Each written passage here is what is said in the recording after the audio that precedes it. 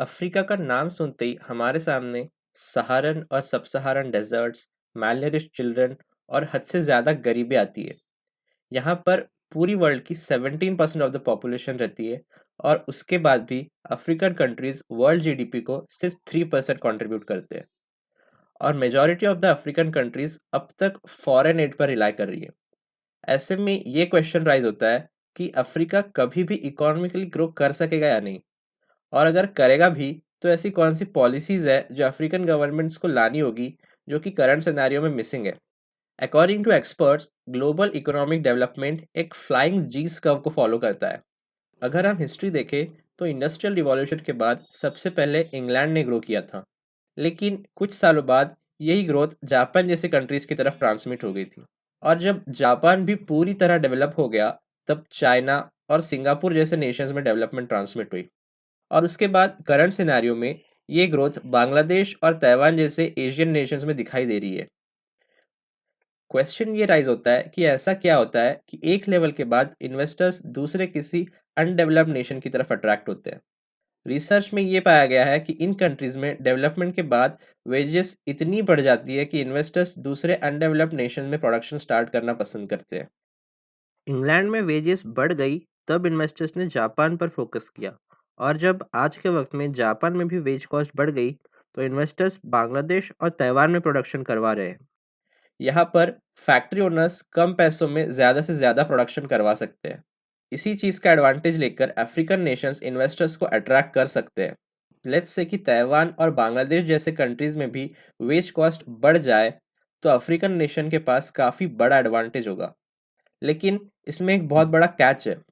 अगर हम wages compare करें तो एट प्रेजेंट इवन चाइना और इंडिया की वेजेस अफ्रीकन वेजेस से कुछ बहुत ज़्यादा नहीं है।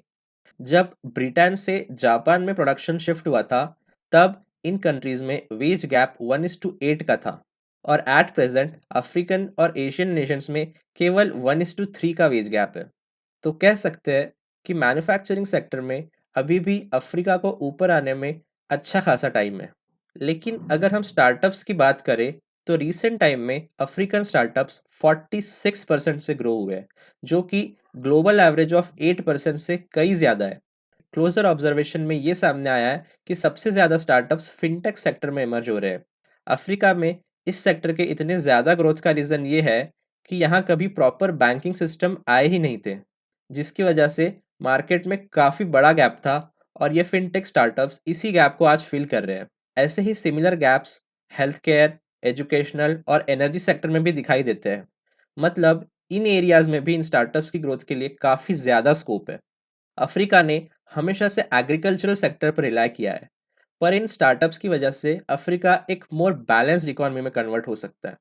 कुछ स्टार्टअप्स इवन एग्रीकल्चरल सेक्टर में भी काम कर रहे हैं, जैसे कि ट्विगा फूड्स, जो कि एक फूड बेस्ड स्टार्टअप है। ये लोग फसल को फार्म से मार्केट तक लाने के लिए इनोवेटिव वेज फाइंड कर रहे हैं। अब क्वेश्चन ये राइज होता है कि इन स्टार्टअप्स को इतना बूस्ट कैसे मिल रहा है। अफ्रीका में यूथ पॉपुलेशन काफ़ी तेज़ी से बढ़ रही है।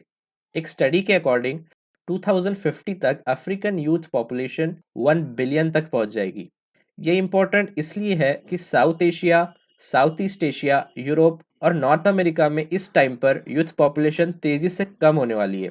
ये ग्रोइंग यूथ पॉपुलेशन को अब ट्रेडिशनल जॉब्स एकोमोडेट नहीं कर पाएंगे, और इन्हें जॉब प्रोवाइड करने का सबसे अच्छा सोर्स होगा ये होम ग्रोन स्टार्टअप्स। इसी यूथ की बेसिस पे अफ्रीका इवन बाहर से भी कई इन्वेस्टर्स को अट्रैक्ट कर सकता है। इंटरनेट पेनिट्रेशन से आज हर कोई वर्ल्ड रिसोर्सेज एक्सेस कर पा रहा है, और इसी चीज़ का फ़ायदा उठाकर आज अफ्रीकन्स ग्लोबल सॉल्यूशंस को लोकल एनवायरनमेंट में इंट्रोड्यूस कर रहे हैं in the form of startups. अगर हम प्रॉब्लम्स पर फोकस करें तो इन स्टार्टअप्स को सबसे ज़्यादा अफेक्ट करती है यहाँ की लो इनकम। स्टार्टअप्स काम बहुत अच्छा भी करे तो अफ्रीकन्स के पास इन्हें देने के लिए पैसा ही नहीं है। इसकी वजह से ये नए स्टार्टअप्स की डिमांड बहुत कम हो जाती है, और ये लोग रेवेन्यू ही नहीं जनरेट कर पाते। दूसरा मेजर प्रॉब्लम ये है कि unlike European union, Africa 54 countries में बटा हुआ है, और इन सारी कंट्रीज में गवर्नमेंट पॉलिसीज बहुत ज़्यादा वेरी होती है, और नुकसान इन छोटे स्टार्टअप्स को होता है जो अक्रॉस द बॉर्डर सेल्स ही नहीं कर पाते। तो आज हमने अफ्रीका के इंडस्ट्रियल और सर्विस सेक्टर्स के पॉजिटिव और निगेटिव पॉइंट्स देखे, और उसके ग्रोथ पोटेंशियल को एनालाइज किया।